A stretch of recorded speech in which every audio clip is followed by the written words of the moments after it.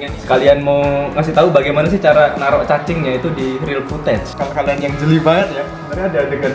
Nah, pas mau balik Jogja lagi, komplek kita itu ditutup. Halo, gue Mardial, teman-teman main Play Studio. Ngajak gue untuk collab, gue di sini sebagai music scoring. Video ini disuting saat sebelum terjadinya lockdown di kota kami berpijak. Jadi kira-kira tahulah ya berapa lama editingnya. Halo semuanya, di sini juga lagi kerja di rumah. Dan plus juga ada beberapa orang yang kerja di rumah. Untuk kali ini kita bakal bikin warm zone. Sempat rame juga, jadi kita memanfaatkan momentum itu. Ini nggak disponsori sama warm zone ya. Bikin ceritanya, bikin naskahnya. Terus juga setelah itu langsung aku lempar ke Mas Jonta langsung buat storyboardnya. Di project ini aku dipercaya sebagai karakter utamanya lagi, seperti di Tamiya, kayak pakai rompi, pakai topi, ya ala-ala anime gitu lah, kayak karakternya Pokemon. Ceritanya punya cacing, ketika bertarung cacingku paling kecil sendiri. Bikin unik di cerita ini adalah cacingku walaupun kecil dia bisa mengalahkan semuanya. Pertandingannya udah kelar, cacingku ternyata nggak kelar, dia masih ngelanjutin makan makanan nih sampai memakanin yang gede-gede juga. Nah itu yang gede-gedenya gimana tuh ada di Main Play Studio. Mungkin bagi beberapa orang berakting tuh agak susah ya, soalnya kan mereka dipaksa untuk ngomong sendiri atau ekspresi sendiri gitu. Memanipulasi ekspresi dan gerak-gerik tuh emang perlu keterbiasaan. Jadi di beberapa video Main Play Studio gua ngebantuin para talent bagaimana cara mereka memperagakan sesuai keperluan syuting kita. Ya pokoknya sampai cocok lah. Lu biasa banget lu nggak berduka lu. Lu berduka lu. Ya? Lu ngerti nggak? Lu ngerti nggak Lagi ngapain Mas? Jadi ini yang tak bikin nih, ini market nih ya buat di track, nanti kan mau dikasih makanan-makanan. NANI? お前はもう死んでいる。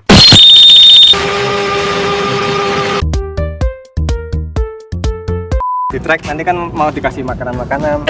Cacingnya ada di sini. Soalnya kalau cuma aspal doang nih kan nggak bakal bisa kebaca. Jadi kita taruh di titik biar softwarenya bisa mengenali oh ini tuh daratan.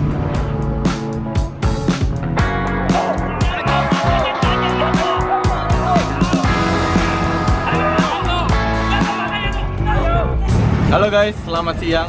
Untuk menunjang beberapa kebutuhan di channel Main Play Studio, aku sama Ardan kali ini yang akan terbangin drone di beberapa titik di Jogja karena aku kebetulan orang Jogja, jadi kurang sedikit tahu untuk beberapa spot yang akan diambil di Yogyakarta. Dan jangan lupa pakai masker kalau kemana-mana.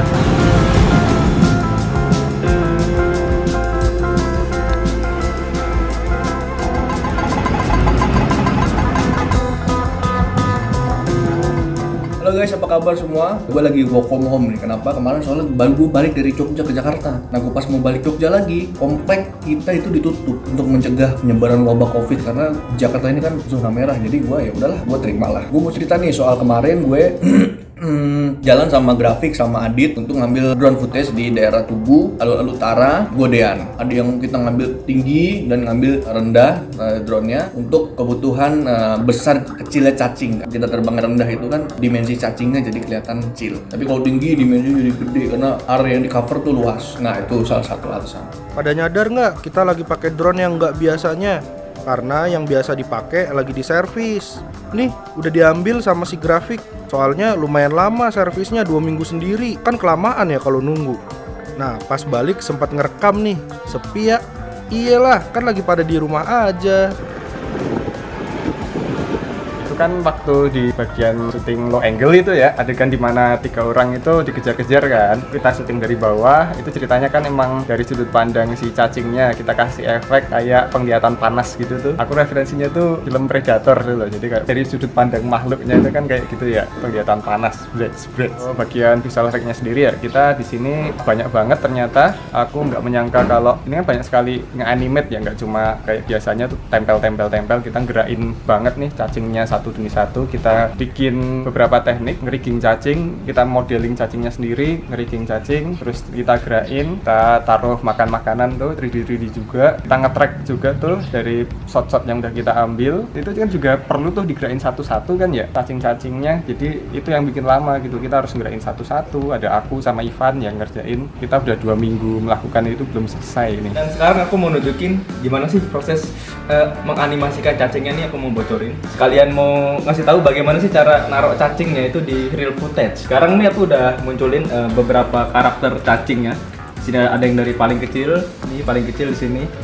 Kalau kita zoom out, ini ada banyak cacingnya, ada berapa? 1, 2, 3, 6 ya, ada 6. Tapi sebenarnya cacingnya cuma 4. Beberapa di antaranya adalah cacing yang sama karena ada satu cacing yang membesar. Jadi cacing ini itu bakal membesar jadi tek gitu loh. Misalnya itu cacing yang lain gitu. Dan terus sekarang aku mau ke animasinya. Nah, ini sudah ada proyekan yang sudah aku animasikan. Dan dilihat di sini aku pertama naruh plan. Plan itu kalau kita zoom out, ini yang kotak, ini namanya plan. Jadi aku di situ naruh dataran dulu. Aku taruh juga di sini biji-biji makanan, ada keju, ada labu, ada apel di sini. Di game itu kan cacingnya makan ini ya, makan sesuatu yang kecil-kecil gitu lah. Nah, terus masing-masing cacingnya itu aku animasikan. Contohnya kita ke cacingnya grafik nih, yang paling gede di sini. Kalau kita jalanin keyframe-nya, dia bakal bergerak seperti ini. Cuman karena lambat, karena dia besar ya, jadi lambat. Aku cari yang cepat aja deh. Nah, ini kalau di filmnya kan karakter utamanya aku. Nah, ini cacingnya ini. Cacingku tuh yang ini. Kita lihat. Tuh, lihat dia cepet banget bergeraknya. Tuh, dia makan. Tuh, aduh. Udah nih. Aku mundurin lagi. Nih, lihat di sini ada makanan, ditabrak terus ngilang. Nah, sekarang aku mau jelasin kenapa kayak bisa kayak gitu. Yang pertama aku mau jelasin cacingnya, kenapa dia bisa bergerak di sini. Sederhana aja. Yang pertama cacingnya aku kasih 3D cacing tadi, karakter 3D cacing tadi sebelumnya. Itu tuh pertama aku kasih kerangka dulu. Nah, di dalam cacing ini kalau bisa kalian lihat ada kerangka gitu. Nah, ini namanya rig. Kerangka ini namanya rig gitu. Jadi biasanya kalau kalian nonton tutorial animasi 3D gitu tuh ada rig di tangan kayak kerangkanya gitu kan. Nah, ini kalau di cacing dia lurus doang kayak gitu, sambung. Cacingnya ketika digerakin dia bakal kayak gini. Reaksinya tuh lihat. Jadi ketika aku angkat ke atas, badannya kayak gitu, kayak cacing sebagai pada umumnya lah. Tinggal digerakin, dimajuin gitu. Nah, di sini aku juga naruh garis. Kalau kalian bisa lihat di sini ada garis. Nah, di sini ada garis hitam gitu. Kelihatan nggak sih kamera? Kelihatan ya. Nah, ini adalah lintasan cacingnya. Ini namanya spline kalau nggak salah. Di sini ya, ini spline pen. Itu aku taruhin di situ sebagai jalur cacing. Jadi ketika cacingnya kita animasikan, itu bisa jalan kayak gini. Lihat, nah gitu, seret, gitu. Sama menganimasikan kamera, udah kayak gitu. Terus kalau udah jadi, hasilnya kayak gini nih. Nah, gini. Jadi ada 4 cacing sedang beraktivitas di sini, gitu.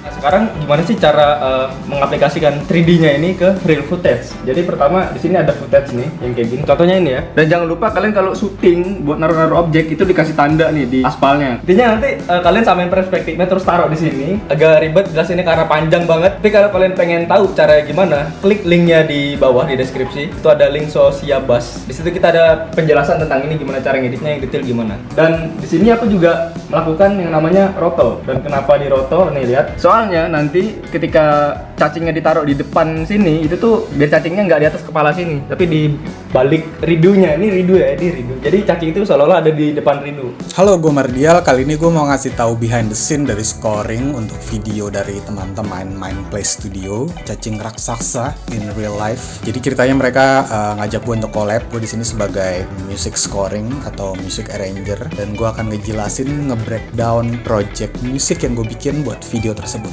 Jadi kalian bisa simak baik-baik. Ya, jadi gue akan memperkenalkan dulu software yang gue gunakan atau jenis dari DAW yang gue gunakan. DAW itu adalah Digital Audio Workstation. Gue menggunakan DAW yaitu adalah Ableton Live. Jadi Ableton Live ini selain mengaransemen musik, dia juga bisa memasukkan track video seperti yang kalian lihat di sini. Ini ada satu track offline editing mungkin ya, belum kelar banget. Tapi ini kayaknya harusnya secara timing udah nggak boleh bergeser lagi ya kalau sudah masuk ke proses scoring. Jadi gue mau jelasin yang gue buat ini namanya adalah scoring. Bedanya scoring sama masukin background musik itu apa? Kalau background musik itu mungkin materinya adalah ada sebuah adegan, terus kita punya materi jadi dari sebuah lagu, terus kita tempel, dibikin yang pas gitu kan. Tapi kalau scoring itu prosesnya adalah video yang sudah ada, kita lihat langsung dan langsung kita mainkan gitu. Langsung bisa kita ikuti alur videonya dan kita pasin aransemen atau komposisi lagunya secara langsung. Yang pertama gue lakukan adalah gue membuat keseluruhan ritmenya dulu, karena yang bagi gue ini adalah film action. Gue bikin dulu pembagian tempo adegan-adegan yang sudah gue tandai tadi. Gue membuat perkusi elemennya dulu, drum, orchestral percussion, dan sound effect yang sifatnya adalah ritme gitu. Mulai dari adegan ini, adegan yang paling awal belum berupa ritme, jadi gue hanya memasukkan sound effect dari drumnya aja.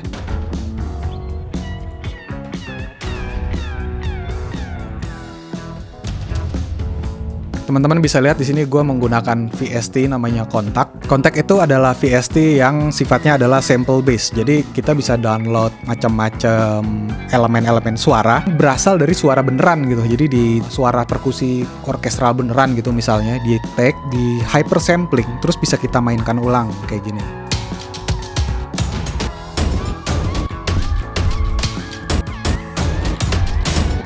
Dan caranya masih panjang lagi. Jadi cara bikin musik bareng Mardial bakal jadi konten terpisah ya. Lanjut.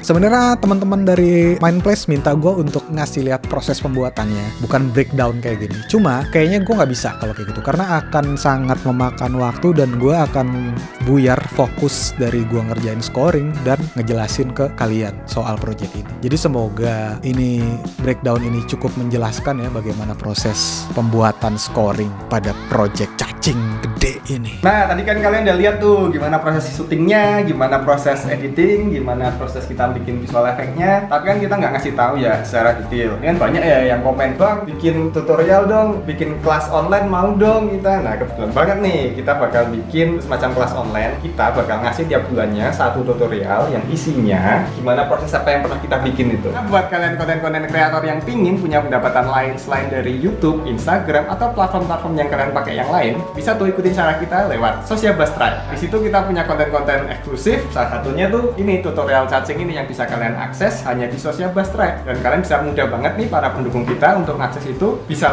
bayar lewat GoPay, OVO, link aja, Dana, macam-macam kan. Nah, buat kalian konten-konten kreator yang punya konten eksklusif atau hal-hal eksklusif yang lain, nah kalian bisa tuh ikutin cara kita. Bikin aja tuh Sociabas Tribe. Dan buat para fans kalian tuh bisa tuh dapat konten-konten eksklusif yang nggak bisa kalian dapat di mana aja selain di situ. Jadi sama-sama untung kan. Kalau di luar negeri ada yang namanya Patreon. Kalau di Indonesia ada yang namanya Sociabas Tribe. Nah, itu salah satu fitur dari Sociabas yang pro. Kalian tuh bisa daftar di situ gratis. Kalian mau jadi apa aja tuh, konten kreator, penyanyi, atau apa aja, kalian tinggal buka sociabas.com/tribe atau kalian cari aja di Google tuh, pasti langsung ketemu. Kalau udah dibuka, klik ke buat halaman dalam kurung gratis untuk langsung daftar melalui Gmail kalian. Setelah itu ikuti aja tuh alur pendaftarannya. Nah, udah jadi nih pendaftaran akunnya. Setelah itu kamu perlu bikin profile dengan klik plus buat, dan kamu perlu isi nama dan username kamu. Kalau udah disimpan tampilannya, berubah seperti ini. Seperti contoh profilnya aku nih, aku kasih nama grafik ya. Oke, sekarang kita mau buat halaman Tribe sendiri. Langsung lihat aja ke bagian Sociabas Tribe yang ada di sebelah sini. Di situ ada edit dan setting, klik aja tuh. Setelah kebuka masih polos kayak gini ya, kalian bisa edit profile dulu seperti foto dan deskripsi akun Tribe kamu. Itu mah gampang ya, aku jelasin langsung aja untuk bikin pilihan dukungannya ya. Klik aja bagian plus tambah pilihan dukungan.